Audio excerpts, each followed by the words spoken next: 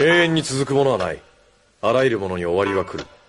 それは自然の摂理というやつだ。突然だが今日で最終回だ。そこで今回は今までにあったことを思い出していろいろと考えてみたい。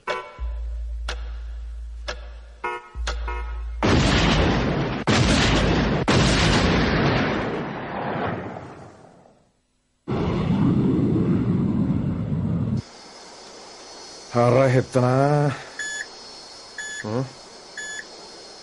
お前もかよ。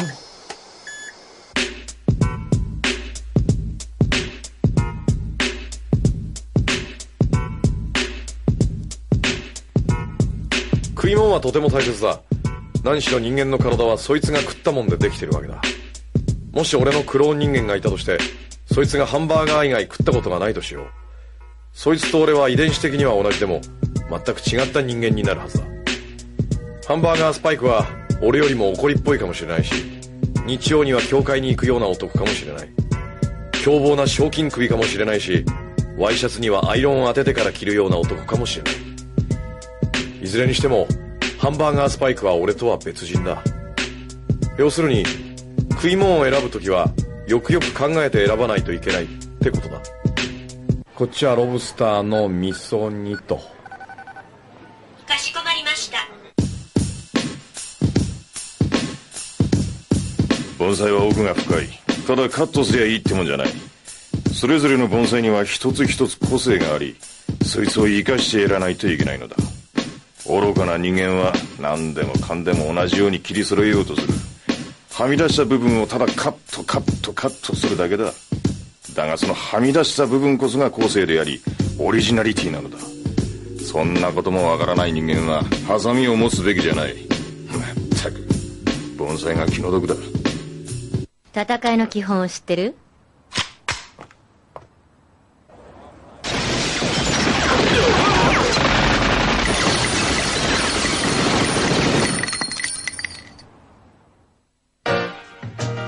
思想のない男は嫌い。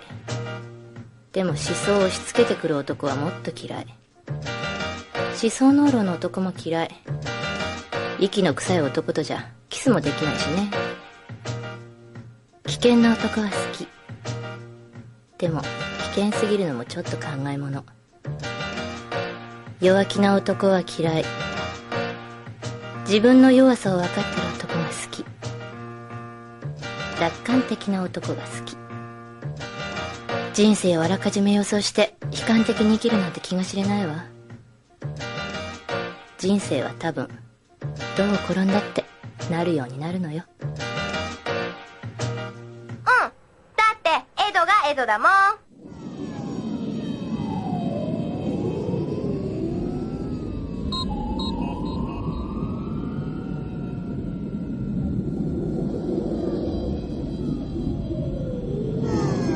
エドです。宇宙は広いです。エドは宇宙の真理を探して旅をしています。裸足で歩くとビリビリします。ネットの海は広くていろんなお魚もいてクリクリします。頭に物を乗せるとワクワクします。真理はあると思って探すとないですが、ないと思って探すとやっぱりないです。欲しいものは手に入らないですが、いるものが手に入りました。目に頼りすぎなんだよ。カメレオンじゃねえんだ。そうあちこち見えねえのさ。人間は心臓の鼓動によって生きている。鼓動とは規則的な繰り返し、すなわちリズムのことだ。そう、何をするにしても大切なのはリズムだ。歩く時も喧嘩する時も飯を食う時も愛し合う時もセリフを言う時もリズムが重要なんだ。ね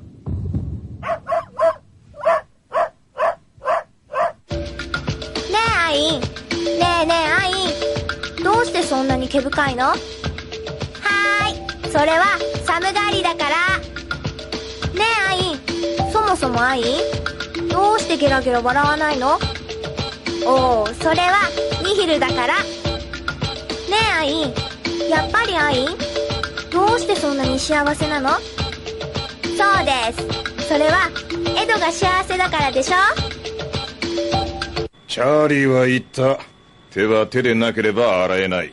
得ようと思ったらまず与えよってな。ってことはどういうことだ？チャーリーはやれって言ってるんじゃねえのか？そうだろ？チャーリー・パーカーがゲーテの格言吐くかね。作者が彼の読者に払い得る最大の敬意は、彼らが期待するようなものは一切書かないということである。そう言ったのはゲーテだ。奴はこうも言った。人間の働きにせよ、自然の働きにせよ、我々が特に注目しなければならないのは、本来その意図である。めったくいいことを言うやつだ。これが警官を辞めて賞金稼ぎになるなんざ誰が考えただろう。古い仲間はみんな驚いてる。全く期待を裏切ってくれるってな。だがそれでいい。誰も思いつかないことをやりてえじゃねえか。見たことのないこと、聞いたことのない話。仲間たちはそれを結構楽しんでるのさ。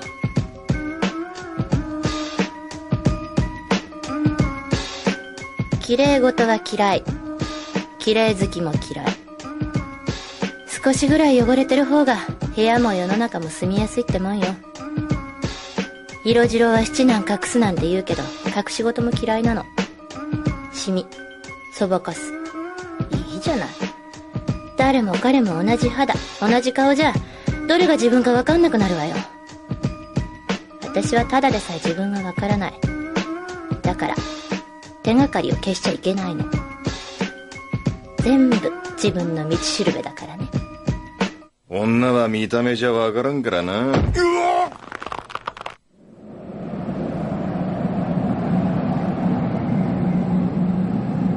ラフィングブルが言った。泳ぐ鳥よ、お前の体が何でできているか知ってるか。俺は言った。知らねえよ。きっとどこにでも転がってる鳥の糞だろうさ。ブルが言った。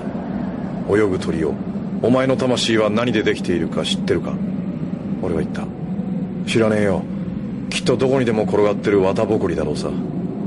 ブルは言った。その答えは間違っていて合っている。お前の体は宇宙の全てと繋がっていながら、お前にしかなり得ない。お前の魂は宇宙の全てを含んでいながら、お前でしかあり得ない。それはこの私も、そして誰しも。誰かが憎ければ、お前は自分を憎んでいる。誰かを愛していれば、お前は自分を愛している。俺は言った。俺は誰にも何も感じないよ。ブルは言った。それはこの地上で何より不幸なことだ。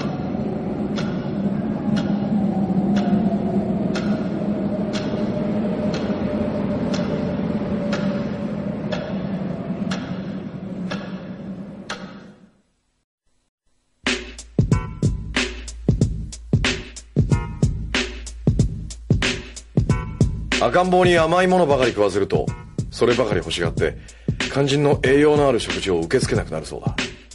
やはり砂糖菓子のようなものこそが有毒だ。別に食い物だけの話をしてるんじゃない。世の中砂糖菓子でいっぱいだ。そんなものばかり見てたら脳が腐ってヨーグルトになっちまうぜ。いやー、料理ってな、奥が深い。闇雲に味をつければいいってもんじゃねえ。愚かな人間はやたらに味をつけまくり、牛肉だか鶏肉だかわからんような料理にしちまう。そういう人間は中華鍋を持つべきじゃない。元の素材ならではの味、つまり牛肉なら牛肉のオリジナリティを生かしてやらねえと、牛肉も悲しむってもんだ。働かざる者食うべからず。自分の餌は自分で確保しなさい。私はいいの。女は生きてるだけで偉いんだから。自分のことは人に頼らず自分でやる。誰に教わったのか知んないけど、いつからかそんな風に思うようになったわ。別に大層なことじゃないけど、人に頼られてそれに応えられないのも嫌だし、たとえ応えられたとしてもそれが本当にその人のためとか思っちゃうし、結局自分の運は自分で掴まないとね。女はすぐ裏切るが、男は義理に生きるもんだ。義理ね。俺はそう信じたいね。